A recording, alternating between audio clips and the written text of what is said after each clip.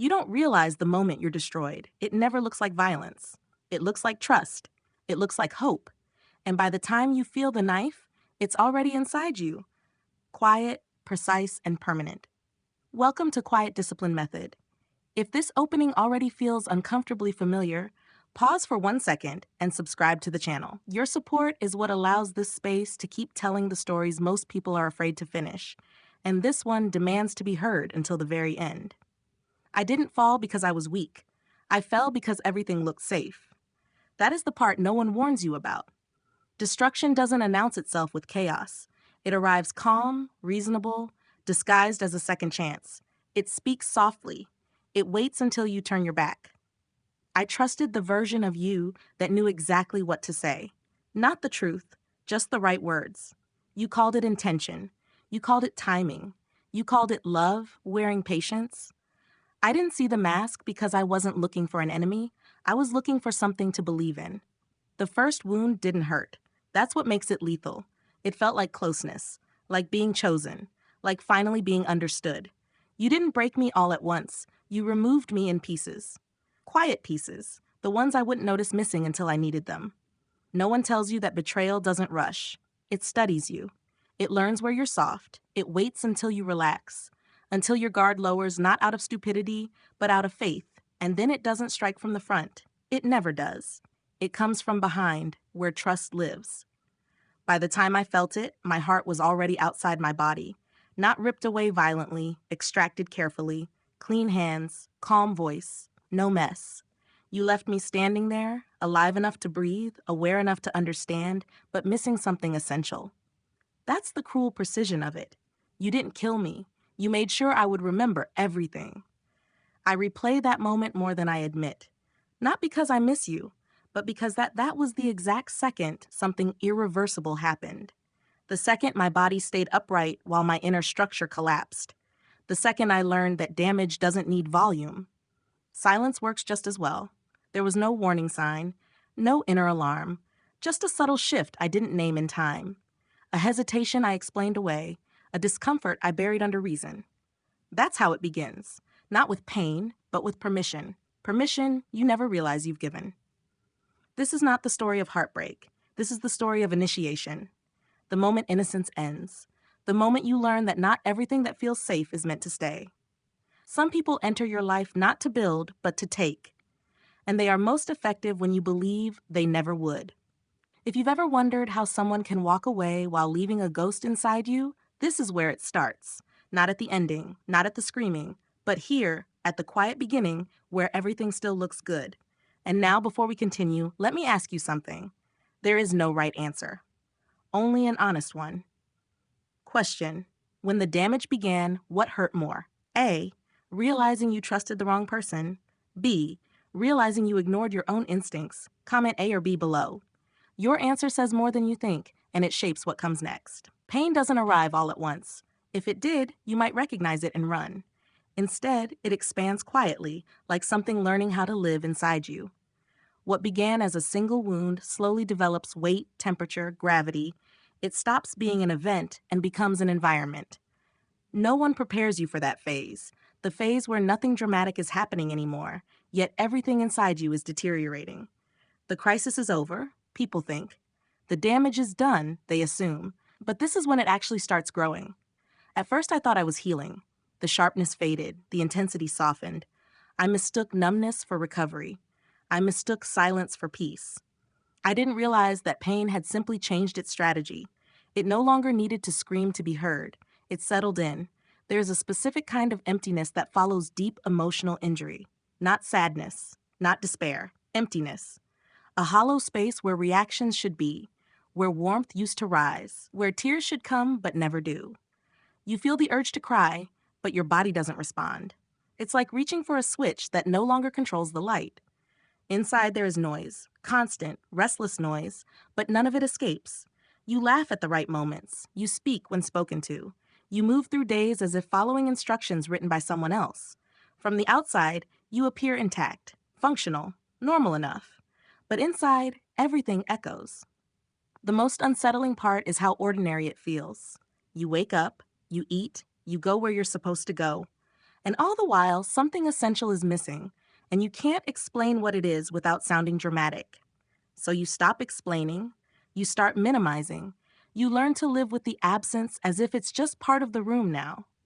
Pain, when it lingers too long, stops feeling like pain. It becomes a background condition, like a low-frequency hum you only notice when it suddenly stops, which it never does. You don't flinch anymore. You don't react. You don't even resist. Your system adapts, not because it wants to, but because survival requires adjustment. This is the stage where people tell you you're strong, resilient, past it. They don't see the cost of that resilience. They don't see how every feeling now has to pass through layers of caution, how joy hesitates, how curiosity stalls, how trust never arrives fully formed anymore. It limps in, suspicious, ready to retreat. You start questioning yourself in quieter ways. Not why did this happen, but why can't I feel like I used to? You scan your reactions, waiting for something genuine to surface. Sometimes it does, but it's faint, incomplete, like a signal struggling through interference. You're not broken in a visible way. That's what makes it harder. There's no cast, no scar people can point to, just an internal absence that affects everything without announcing itself. You feel disconnected from moments you know should matter. You observe your own life from a distance you never agreed to. And slowly, without realizing it, you begin organizing your existence around that emptiness. You avoid depth because depth might touch it. You avoid stillness because stillness amplifies it. You stay busy, distracted, moving, anything to keep from noticing how little you actually feel. This isn't peace. It's containment. What's happening here isn't weakness. It's a nervous system that has learned too well, learned that intensity leads to damage, learned that openness has consequences, learned that feeling deeply can cost more than it gives, so it reduces output, it conserves energy, it shuts down unnecessary channels. From the outside, it looks like calm. Inside, it's deprivation. This is the quiet expansion of pain, the part no one talks about. The phase where nothing hurts sharply anymore, yet nothing feels real either. Where screaming stops, not because you're okay, but because there's no strength left to scream. And this hollow state doesn't ask for attention. It doesn't demand to be fixed. It simply waits, patient and heavy, shaping who you become while you're busy trying to function. This is not the end of the damage. This is the condition it leaves behind. There comes a moment when you realize the damage isn't evolving anymore. It is settled. What remains is not chaos, not confusion, but a loop, precise, repetitive, efficient.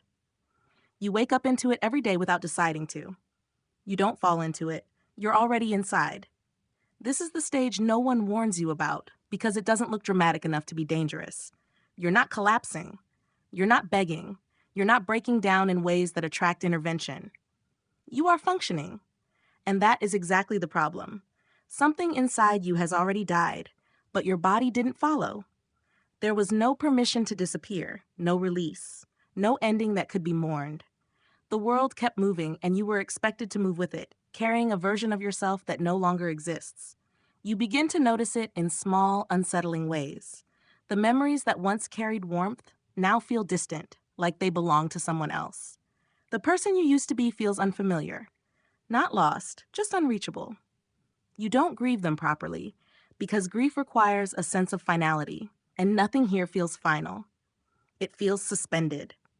So you start performing a quiet ritual every day without naming it. You dismantle pieces of yourself that still remember how to hope. You correct any instinct that leans toward attachment. You silence any part of you that suggests this could turn into something real again. Not because you want to, but because you've learned the cost of not doing so. This is not self-destruction in the dramatic sense. It's surgical, controlled. You don't tear yourself apart, you reduce yourself. You become smaller, narrower, more contained. You don't risk, you don't reach, you don't expect. Expectation is what got you here. There is a strange clarity that comes with this phase. You understand now that nothing is coming to save you. No apology will arrive that repairs what was undone. No explanation will suddenly make it make sense. You stop waiting, not out of strength, but out of exhaustion. And yet, even in that clarity, you are not free, because clarity doesn't equal release. Knowing the truth doesn't dissolve its impact. It simply removes the illusion that something else might happen. You are alive with full awareness and limited capacity to change how it feels. You replay choices not to fix them, but to contain them. You replay conversations not to understand them, but to make sure you never miscalculate again. Every interaction becomes measured. Every emotional investment is evaluated for risk. You are no longer living, you are managing exposure. This is where the loop tightens. You don't allow yourself to fully feel the loss, because fully feeling it might break what little structure you've built. You don't allow yourself to fully move on, because moving on requires belief in something better. And belief feels irresponsible now. So you remain, not stuck, but stationed. People call it resilience. They say you've adapted. They admire how composed you are, how steady. They don't see the cost of that composure. They don't see how much of you had to be silenced to maintain it. They don't see the daily execution of the self you once were. Every morning, you wake up and choose survival over authenticity, not consciously, automatically. The choice was made a long time ago, and now it repeats itself without asking for input. You don't feel trapped because traps require struggle. This is quieter than that. You are not dead. You are not alive in the way you used to be. You exist in between, maintaining a version of yourself designed not to be hurt again. This is the most dangerous part of the damage. Not the pain, not the emptiness, but the normalization of a life lived at half capacity. The part where you stop asking whether this is living at all and start treating it as the only viable option. And the loop continues, not because you choose it, but because you no longer remember how to leave it. You don't have to be here for your presence to remain. That was the first thing I learned after you were gone. Distance doesn't dissolve impact. Absence doesn't mean release. Some people leave physically and stay psychologically, embedding themselves into places they no longer occupy. You don't appear as a memory the way memories usually do. You arrive uninvited, without sequence or logic, a sound, a pause in conversation, a certain tone of light in a room. And suddenly, you are there, not vividly, not dramatically, but persistently, like something that never fully exited the system. I don't think about you on purpose. That's the part no one understands. This isn't longing. This isn't nostalgia. This is intrusion. Your voice shows up in moments that don't belong to you. It comments, it questions, it undermines. Not loudly enough to be obvious, but clearly enough to be felt. You live in the small spaces now, in the gap before I respond, in the hesitation before I trust my own reaction, in the subtle self-correction that happens before I speak honestly. You are not a thought. I can't argue with you. You are a reflex. Sometimes I catch myself adjusting my behavior as if you're still watching, as if some part of me believes I'm being evaluated. I don't know when that started. I don't remember agreeing to carry you forward like this. I only know that my internal landscape rearranged itself around your absence, leaving behind a shape that still fits you perfectly. The most unsettling thing is how familiar it feels.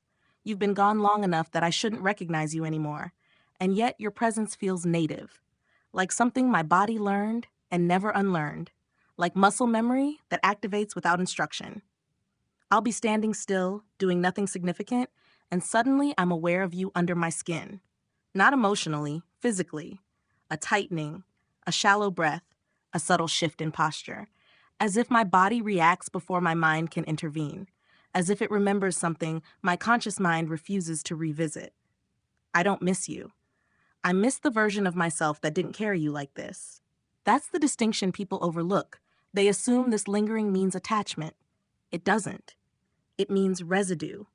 The kind that forms when something leaves without being processed, without being closed, without being metabolized properly. You are not a chapter I return to. You are a background process still running. I see you most clearly when I look at myself. Not in reflection, but in reaction. In the ways I hold back. In the caution I mistake for wisdom. In the distance I create before anyone gets close enough to matter. You taught me that closeness has consequences. And that lesson settled deep. Sometimes I wonder if you know the damage outlasted your involvement. If you realize that leaving didn't undo your impact, it finalized it. Because while you walked away, I was left negotiating with a version of you that never contradicts itself, never apologizes, never leaves. There's no confrontation anymore. No questions. No unfinished conversations playing on repeat. Just presence. Constant. Quiet. quiet, undeniable, and the mirror becomes the most honest place. Not because I see you reflected back, but because I see what you changed. I see the pauses you introduced, the restraint you installed, the guardedness that wasn't there before. I don't see your face, I see your influence. That's how I know you're still here.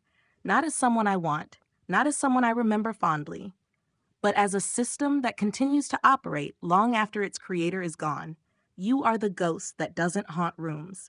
You haunt responses. And that is harder to escape than memory ever was. Eventually, what remains is not pain, not emptiness, not even the ghost. What remains is a new configuration of self, quiet, efficient, stripped of unnecessary functions. This is not recovery. It is adaptation after prolonged exposure. You don't notice the transformation when it happens. There is no clear moment where you decide to become different. It occurs gradually, through repetition, through restraint practiced so often it becomes instinct, through the steady replacement of feeling with function. Your heart doesn't ache anymore. It works, it regulates, it monitors, it avoids overload. It no longer surges toward things without calculation. Whatever warmth it once produced now runs through systems designed to prevent damage. Not because love disappeared, but because unfiltered love proved too expensive to sustain. Your body follows the same logic. Breath becomes shallow but steady. Muscles stay tense without realizing it. You don't collapse under pressure. You absorb it. You don't break. You reroute. This isn't strength. It's engineering. You learn how to exist without reaching for meaning, how to move through days without expecting resonance. You learn how to keep conversations light, interactions controlled, connections distant enough to be safe. You learn how to appear present while remaining internally unavailable. People mistake this for maturity.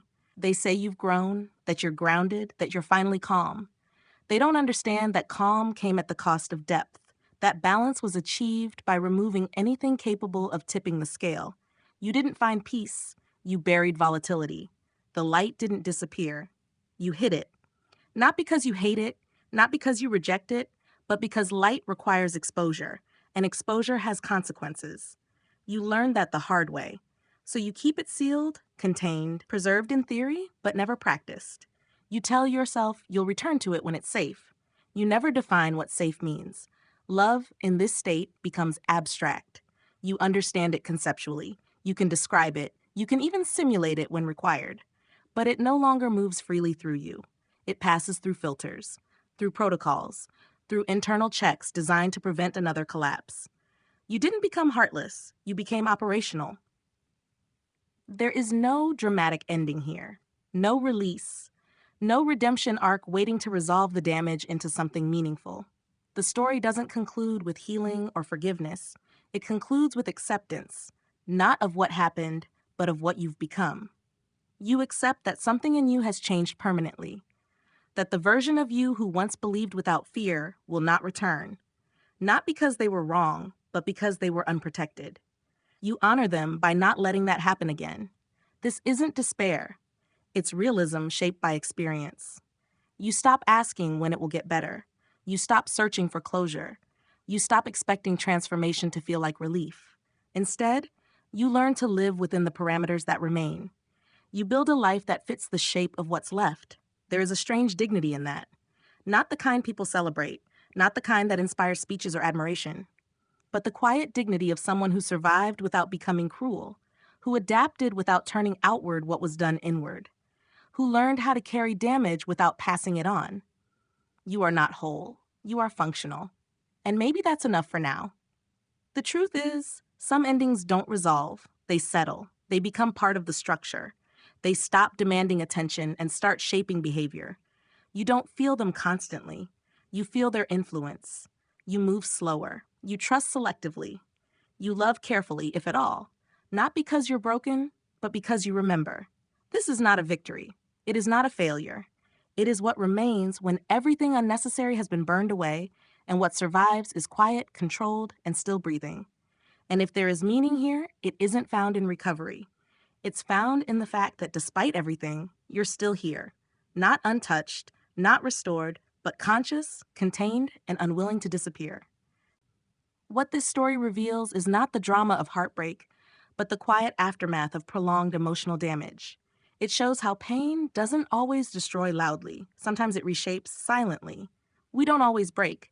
Sometimes we adapt so deeply that we forget who we were before the adaptation began. Survival can look like calm. Control can look like maturity. And functioning can be mistaken for healing. This is not a story about blame or rescue. It is about awareness, recognizing what has changed inside you, and understanding that carrying damage is not the same as being defined by it. Lesson and practical application. The lesson is simple but difficult. Numbness is not peace, and control is not healing. In real life, this means slowing down enough to notice what you avoid feeling, not to force emotions back, but to acknowledge them honestly. Apply this by creating small, safe spaces, journaling, therapy, silence, where you allow yourself to feel without judgment. Healing doesn't mean becoming who you were. It means learning how to live truthfully as who you are now. Question for you. Do you believe emotional damage makes people wiser or simply more guarded? Please share your thoughts in the comments so others can learn from your perspective. If this content resonated with you, consider subscribing to Quiet Discipline Method. Your support gives the channel the motivation to continue creating deeper, more meaningful content.